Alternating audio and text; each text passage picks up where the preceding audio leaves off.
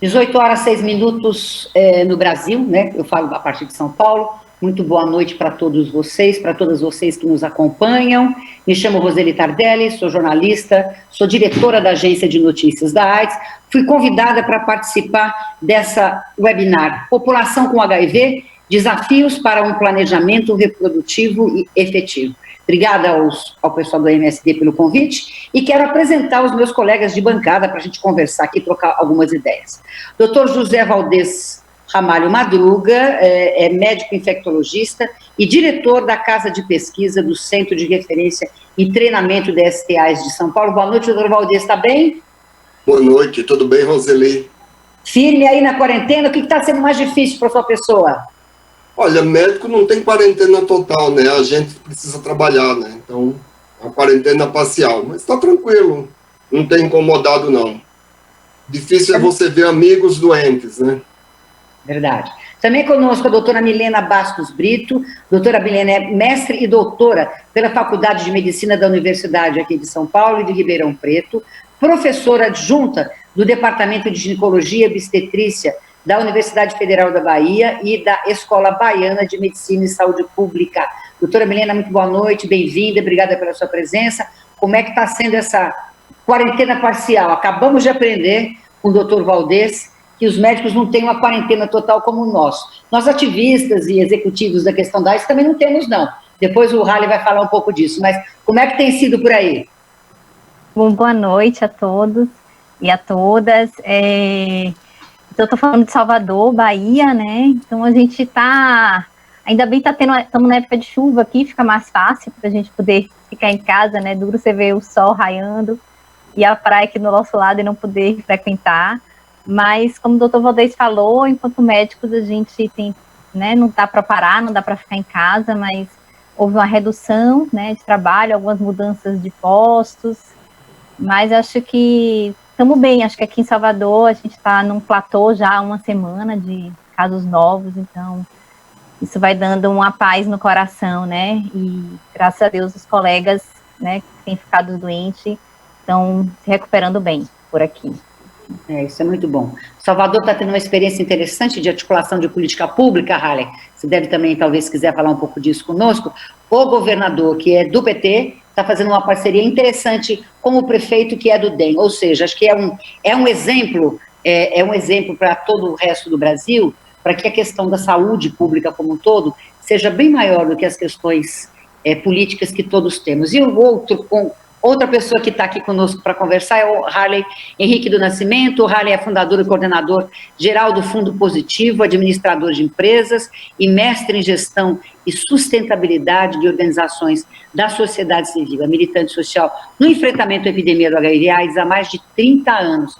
E nós temos um grande prazer de falar com o Harley nesse momento, porque ele, além de ser um grande amigo, foi um cara que saiu, pegou o primeiro momento da Covid, estou falando porque você deixou público, né? E o Harley foi caso de oração de todos nós, que está bem aí, firme. Então, eu particularmente tenho o maior prazer de estar conversando com você, viu, Harley? Muito bem-vindo. Obrigado, Roseli, querida companheira. Boa noite, doutora Milena, boa noite, doutor Valdez. Realmente fico muito feliz, Roseli, de te ver. A gente já se viu, né, alguns momentos antes, porque a gente tem trabalhado muito junto, alguns projetos aí possíveis de parceria do Fundo Positivo com a Agência de Notícias da AIDS. E é isso aí. Eu tive no começo de março a Covid-19, mas superei. Foi uma história de superação e estamos trabalhando intensamente o Fundo Positivo neste mês agora, finalizando um edital de apoio a projetos sociais e comunitários exatamente também no tema da Covid e também no tema da prevenção de HIV. Então, é o maior prazer estar aqui com vocês hoje à noite, trabalhando com esse tema da saúde reprodutiva para as mulheres vivendo. Harley, o que você traz para nós em relação à vida das pessoas com HIV nesses tempos de pandemia? O que você tem para falar para nós? Particularmente as mulheres, mas as pessoas com HIV e AIDS como um todo. Então, Roseli, o Fundo Positivo tem trabalhado muito intensamente com as mulheres vivendo com HIV, esse movimento que você mencionou, o movimento nacional de cidadãs positivas. E o que a gente tem conversado com ela, nesse trabalho nosso de parceria, é que, de alguma forma, tem diminuído um pouco a adesão ao tratamento, pois as pessoas vivendo com HIV estão com receio de ir até um centro de saúde e se expor à contaminação com o Covid. Então, esse é um desafio que a pandemia do Covid está apresentando para as pessoas vivendo com HIV, mas aí surge o trabalho que o Fundo Positivo tem feito, especialmente com a campanha Comunicação Positiva, que a gente tem levado informações atualizadas sobre a Covid, especialmente para a população de pessoas vivendo com HIV. Então, são uma série de lives, podcasts, que estão rodando aí para as pessoas vivendo com HIV acessarem informações sobre Covid. Doutora Milena falou um pouquinho da importância da equipe multidisciplinar, da falta de orientação, como que a gente pode, depois vamos falar um pouco como é que a gente pode melhorar isso. O doutor Valdez falou que é importante que o infectologista converse com o ginecologista em relação a questões ligadas à saúde, ao planejamento reprodutivo da mulher. E eu te pergunto, gostaria que você trouxesse um pouco da sua contribuição, o que faz o Fundo Positivo e de que maneira o Fundo Positivo pode ajudar essas mulheres, empoderar essas mulheres, para que elas tenham mais condições de ter uma conversa, digamos, mais de igual para igual com os médicos. E quero, antes de você me responder, convidar todos os médicos, os enfermeiros, pessoal da saúde que está nos assistindo, se você quiser participar da nossa conversa, é só você mandar uma pergunta, que o pessoal da Ketchum e o Fernando estão ajudando a gente aqui a trazer as perguntas para o nosso bate-papo. Pois não, Harley?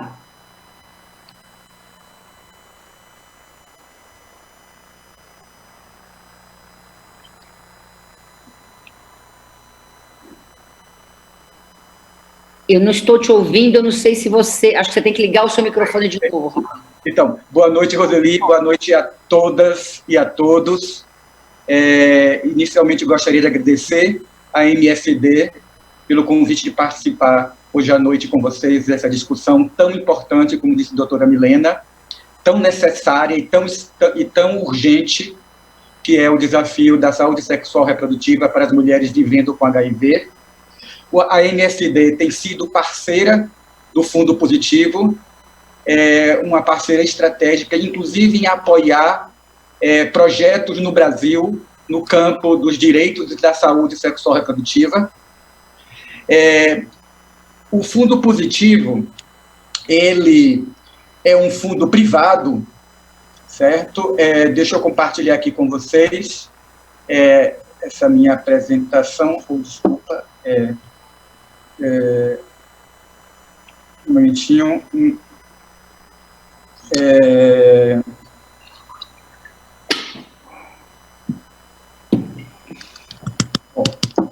Então, o Fundo Positivo é um fundo privado, mas, na realidade, ele foi fomentado dentro da política pública federal brasileira, política oficial de resposta à epidemia de HIV/AIDS. O antigo Departamento de Infecções Sexualmente Transmissíveis, HIV/AIDS e hepatite virais, na gestão do Dr. Fábio Mesquita, né? Entendendo, naquele momento, o Programa Nacional de Enfrentamento à Epidemia de AIDS, que o movimento de AIDS foi um movimento estratégico na construção da política pública nacional de enfrentamento à epidemia de AIDS, que chegou, a um determinado momento, levar o Brasil como um país de referência global. Isso porque, sem dúvida, a construção dessa política brasileira foi uma construção compartilhada de diferentes atores e saberes, como profissionais de saúde, gestores públicos, mas universidades, academia, indústria farmacêutica, empresas, mas especialmente o movimento social, os usuários, as pessoas vivendo com HIV/AIDS. E foi esta construção compartilhada que fez com que o Brasil fosse, inclusive, em determinado momento, considerado o melhor programa de AIDS em um país em desenvolvimento, chegando a ocupar em 2001, Roseli, né, minha companheira jornalista, a capa do New York Times, como um país de referência no enfrentamento à epidemia de HIV/AIDS. E como tudo isso começou? Começou exatamente por um movimento social. Em 1983, 3 anos após o primeiro caso de AIDS no Brasil, o movimento homossexual do estado de São Paulo, militantes do grupo Somos, que pressiona o governo do estado de São Paulo a responder àquela epidemia que estava surgindo dentro da comunidade gay masculina no estado de São Paulo. E a partir dessa pressão é que surge, em 1983, o primeiro programa estadual governamental no Brasil, que é o Programa Estadual de AIDS de São Paulo. 2 anos depois, surge a primeira organização social a trabalhar com a epidemia de HIV/AIDS da América Latina, o GAPA São Paulo. 1 ano antes, inclusive, do governo brasileiro constituir o seu programa nacional, que foi constituído em 1986 pela querida doutora Laí Guerra de Macedo Rodrigues, que eu tive o maior prazer de trabalhar junto com o projeto Previna. Eu fui um dos consultores para a prevenção de AIDS na população carcerária. Então, em 86, surge o programa de combate à síndrome da imunodeficiência adquirida, né, o primeiro programa nacional, 2 anos antes da constituição do SUS. Né? Na realidade, o SUS ele vem a partir da reforma sanitária no Brasil, que foi uma reforma sanitária encabeçada por profissionais de saúde, mas também fortemente pelo movimento social no campo da saúde. E, por fim, em 96, um momento também histórico, que foi a Lei de Acesso Universal ao Tratamento, que foi uma lei que foi realmente também construída com o movimento social, que possibilita o acesso universal ao tratamento antirretroviral. Então, a gente começa com uma epidemia com uma alta taxa de mortalidade no Brasil, que ela inicia de uma forma muito masculina, né? Ou seja, quem se contamina no momento são homens homossexuais, homens gays, e depois, com o passar do tempo, inclusive porque aquela situação de colocar a epidemia de HIV restrita a certos grupos específicos, fez com que alguns grupos se considerassem não tão vulneráveis. Inclusive, as campanhas de prevenção não chegavam até esses grupos. E aí eu estou falando, inclusive, também do grupo feminino. E aí surge, depois de alguns anos, o fenômeno da feminilização da epidemia, como bem falou a apresentação do Dr. Valdez, né? E a juvenilização da epidemia. Só a gente pegando aqui como exemplo, só durante o ano de 2006 até 2015, entre meninas de 15 a 19 anos, mais que triplicou o número de infectados pelo HIV. Em 2011, tinha-se 10 mulheres infectadas para 6 homens infectados. E, ao mesmo tempo que te percebe esses fenômenos, a feminilização, a juvenilização, eles vêm junto, ao longo dos últimos anos, com aumento de uma onda conservadora no Brasil, que tem dificultado as campanhas de prevenção. E, ao mesmo tempo, nos últimos anos, um outro fenômeno que de alguma forma, o silêncio ou a certa banalização com a epidemia de HIV/AIDS. A epidemia sai do foco de interesse. E é exatamente também aí que diminui o investimento ao movimento social no campo de HIV. Né? É aí que surge também, em 2014, o Fundo Positivo, no qual hoje eu estou coordenando. Mas uma coisa, Roseli, é constante quando se fala de HIV/AIDS. Infelizmente, o estigma e a discriminação. Né? Esse é constante. Diminuiu muito pouco. E quando se fala do viver com HIV/AIDS, né, que com adesão ao tratamento, as pessoas estão vivendo com qualidade de vida, sim, né? A gente está conseguindo fazer com que essas pessoas elas vivam com qualidade, mas uma coisa diminuiu, mas não diminuiu tanto ainda, que é a morte civil, que foi muito forte no começo da epidemia. Né? A gente tem pessoas vivendo 30 anos hoje com HIV, mas talvez elas morreram 30 anos atrás, né? Quando elas não têm a sua possibilidade de uma vida plena. E vida plena, para hoje, uma enfermidade que é até considerada de alguma forma crônica, é o exercício da sua sexualidade.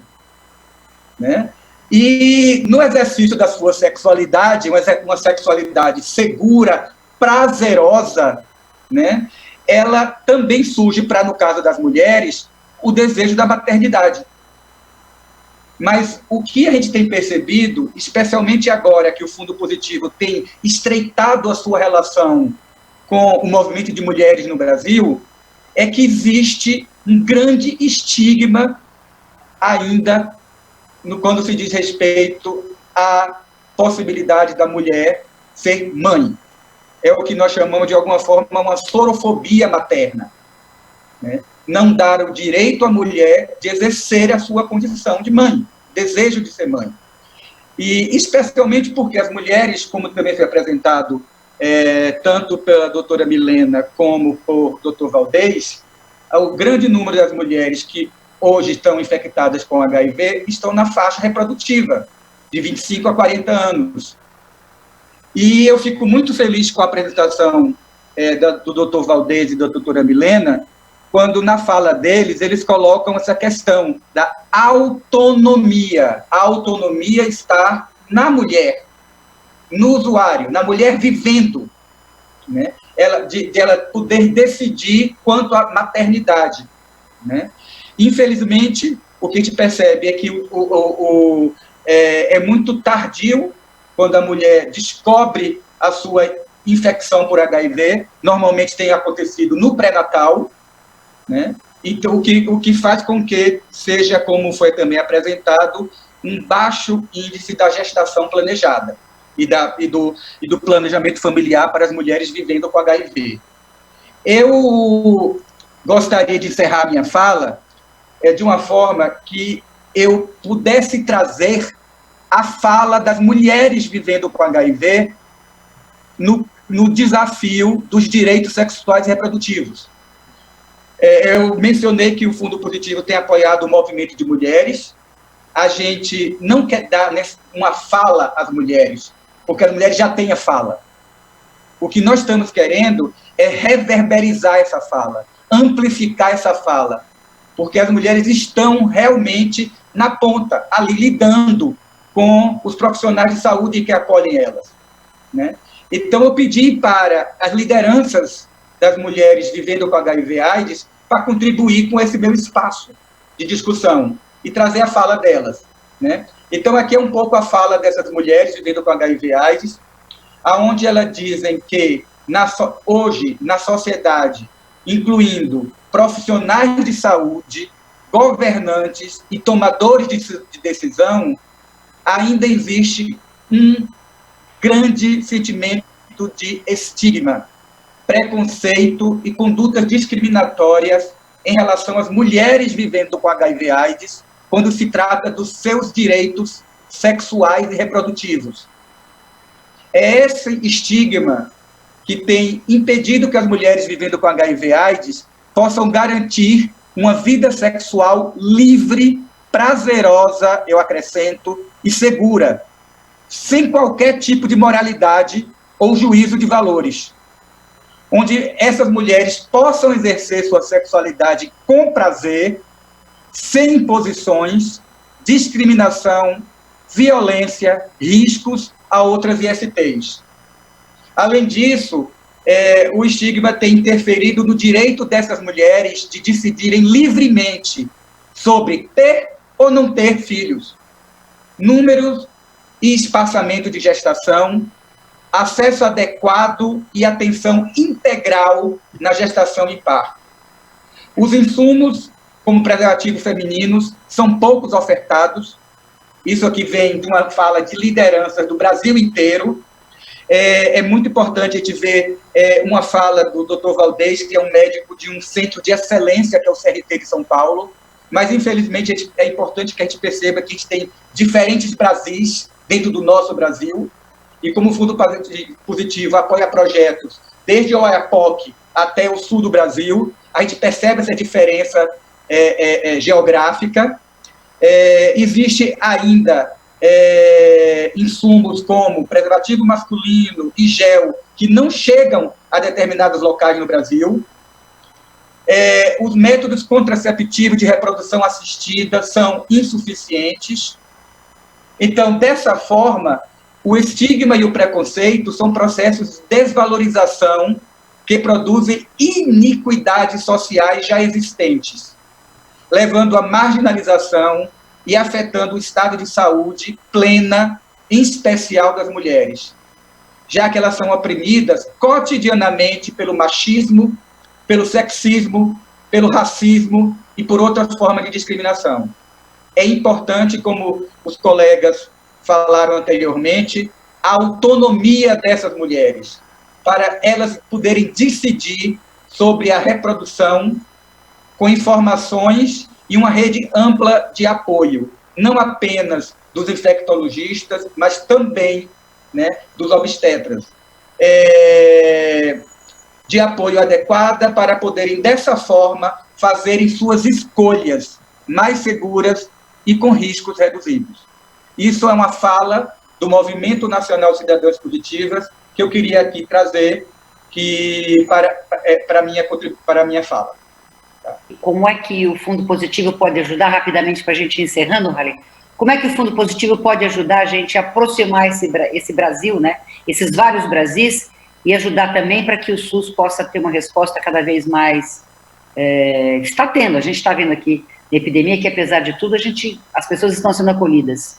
Eu prefiro ter coronavírus no Brasil do que nos Estados Unidos, por exemplo, que se eu sobreviver eu vou ter uma conta de $50 mil para pagar, certo? Então, tem isso aí, tem esse lado aí. Mas de que forma o Fundo Positivo pode ajudar a aproximar esses Brasis, Harley, e pode ajudar a trazer mais cidadania para as mulheres vivendo com HIV e AIDS e para as pessoas vivendo com HIV e AIDS como um todo? 2 segundos. O Fundo Positivo tem muito essa preocupação, Roseli, que é apoiar projetos fora do eixo Rio-São Paulo, apoiar projetos especialmente nas regiões menos assistidas, onde o recurso é muito mais difícil de acessar. Então, a gente tem projetos que são estratégicos na região norte do Brasil, na região nordeste, para diminuir essa diferença geográfica tanto que nós temos no nosso país. Tá? A gente espera que a gente possa ter programas de enfrentamento à epidemia de AIDS, como a gente tem de excelência em São Paulo, em todo o nosso Brasil. E, principalmente, investir em ações de lobby e advocacy, fazendo com que o movimento social de AIDS possa voltar a ser forte, como foi nos anos 90, e lutar por uma política pública eficaz no município e no seu estado. Doutor Valdez, muito obrigada pela sua participação. Doutora Milena, muito obrigada. Harley, muito obrigada. Quero agradecer também o convite da MSD para a gente fazer essa mediação aqui. Eu quero agradecer a Kelly Aguiar, o Fernando Riso, o Kleber Santos. A MSD também é parceira da Agência AIDS há muito tempo, principalmente foi uma das primeiras empresas que nos ajudou a construir o Camarote Solidário. Quero agradecer a Camila Conde e os amigos jornalistas da Ketchum e encerrar a nossa fala, a nossa participação, com algumas frases que os nossos entrevistados, os nossos palestrantes falaram no decorrer do nosso bate-papo. Dr. Valdez Madruga: existe uma hipótese de que os antirretrovirais protejam as pessoas com HIV e AIDS em relação ao coronavírus. Doutora Milena Bastos: temos um grande problema. Os serviços de planejamento familiar tiveram seus trabalhos reduzidos em função da pandemia. Os governos precisam ter um olhar sobre isso. Harley do Nascimento: tem diminuído um pouco a adesão ao tratamento por receio de se contaminar com corona. O Fundo Positivo tem feito lives para apoiar a população vivendo com HIV e AIDS. Muito obrigada, foi um prazer. Grande beijo para todos, saúde e força, né, para todos nós. Muito obrigada, valeu. Obrigada. Obrigado.